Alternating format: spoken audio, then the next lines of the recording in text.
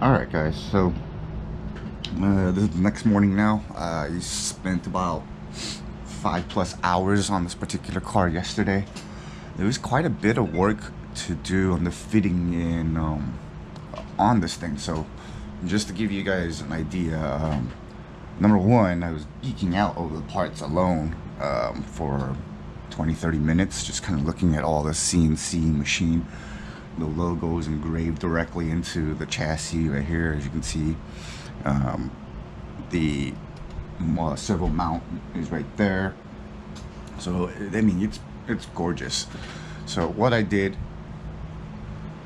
just to give you guys an idea, let me turn this thing up.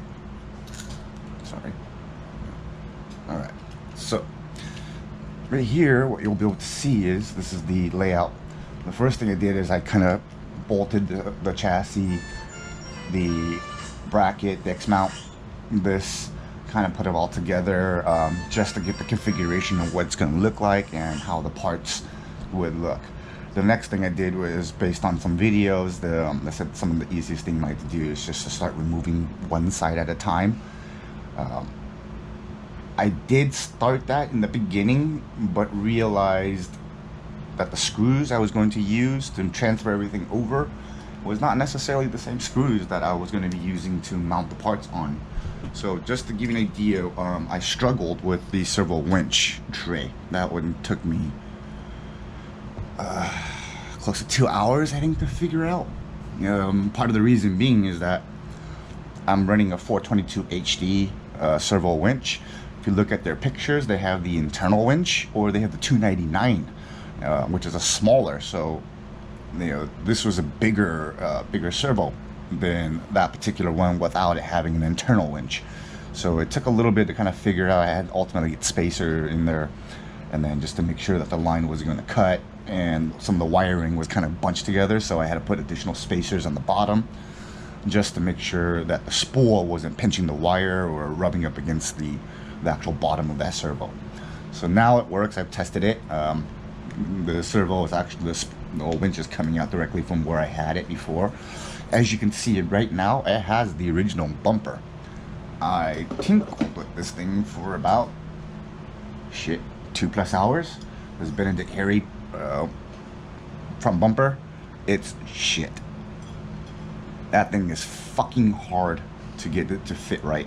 None of these brackets that it comes with aligns correctly, so at the end of it I just said fuck it.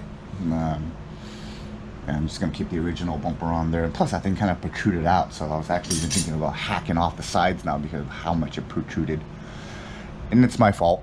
I should have thought about that before I bought it. Can't really say, well, yeah, it is kind of junk because it doesn't fit the SCX10ii like it said it would. Okay.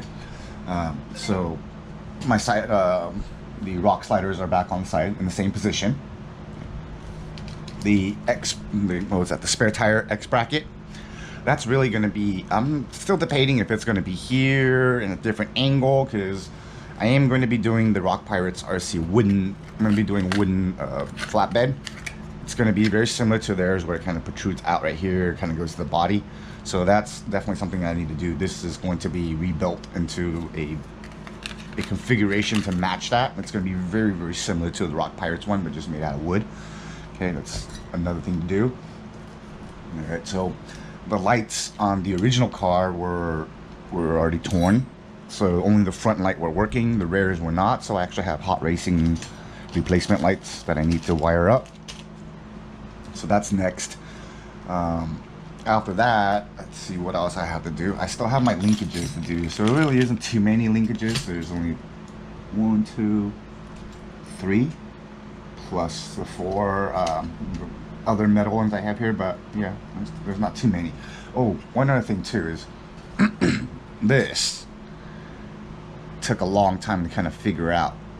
Back here, it wasn't lined up properly, so I wasn't getting like full articulation turning to the left. So as you can see, there's a huge gap right there. There's a huge gap right there. I put glued in there so that thing will not be rotating around loosely. So that took a little while to figure out as well. So the shocks are definitely right there. Now, one thing I've also noticed is that with this setup, my rear shock seems to be a little harder than I would like it, so I'm going to probably drop the spring tension a little bit, so it's going to droop a little bit more. But the rear rides slightly higher than the front, which has kind of been the case for this vehicle, but I would like the rears to be a little bit more droopy, so that's going to get redone as well. There's probably another good day's worth of work on this vehicle, but like I said, this is 5 hours of work, a lot of planning on the real estate and how it works. This location had to be changed. It wasn't the standard location that that it showed in the picture, so you know, those are things that I'm playing with. One more thing I still have to do is all of these screws, they still need to be Loctite, especially if you're dealing with metal that's not screwing into plastic, it's going into an alloy, so you do want to Loctite that. So all of these have to be Loctite afterwards. So right now this is more of a fit configuration just to make sure everything works. There's still wiring that needs to be done here, so once the light is plugged in, I'll get the rest of the wiring zipped down. I already got part of it zipped down here, so I will definitely clean up the wiring once that lighting is done. But yeah, that's pretty much what's going on with this car. Oh yes, one other thing too.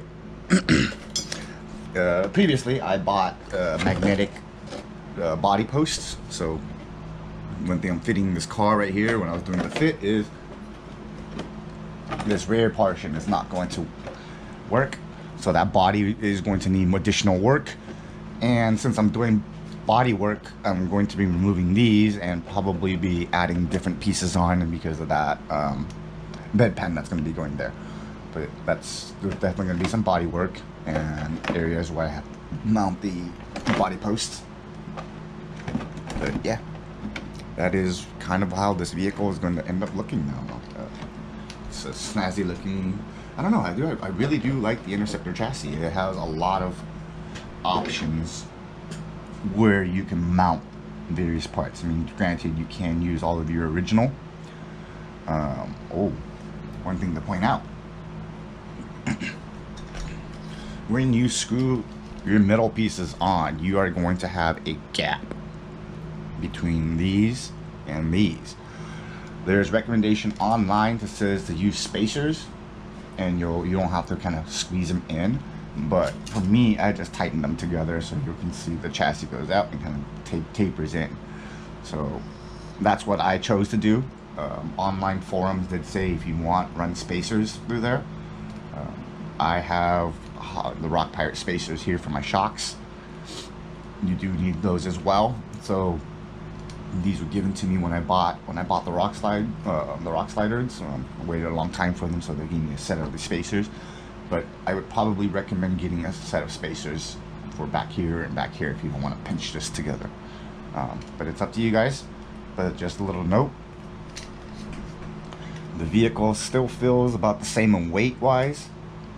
I don't feel like anything has drastically changed weight wise, but you know, we're talking about ounces to grams, so it's not like it's really going to be feelable in the hand. Okay, so these are the original SCX10ii chassis.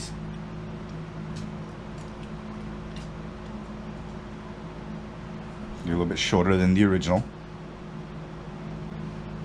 and they're quite frankly awesome. I really do dig them. So yeah, I just want to give you a quick update on this particular rig right now. There's going to be definitely more to do. Like I said, about a day's worth of work to do still. But yeah, just want to give you an update, idea, see how it's going. Folks who are thinking about upgrading their chassis from the original 10.2, I believe they have the Interceptor chassis for the Element Enduro now as well, and the Enduro Element. So you know, both of these rigs are capable. If you look at their website, somebody did a Capra build too with the Interceptor chapter. I believe it's West Desert Wheeler, because I saw his logo on that car.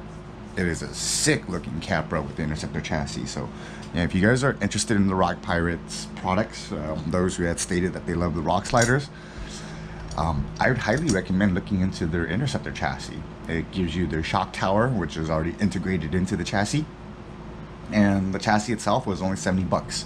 So compared to like GP Speed, I think that chassis alone is 99 plus all the hardware. I spent 150 between the X bracket, the servo mount tray, and the chassis on these 3 parts. Well, that's not counting the rock slider, but on this last order, that's about 150. That's tax and shipping included. So I will have another video later on updated once this vehicle is completed, and then after that, I guess I have to do all the weight, the balancing, and everything on there, and they're probably going to re-oil the shocks as well. So yeah, thank you guys for watching. If you guys have any post your comments and on the bottom below. Let me know what you think of these this new Interceptor chassis by Rock Pirates RC. I mean, they're beautiful. These guys, their CNC, their machining is just gorgeous. I love looking at that that pirate logo engraved into the metal. You got it here, you got it here. It's hard to see with the background, but once you have the tan in the back, you can see that skeleton logo pretty damn clear. Yeah, and again, thank you everybody for tuning in. I really do appreciate, for all the subscribers that consistently tune in. Thank you guys, and have a wonderful day. Catch y'all later.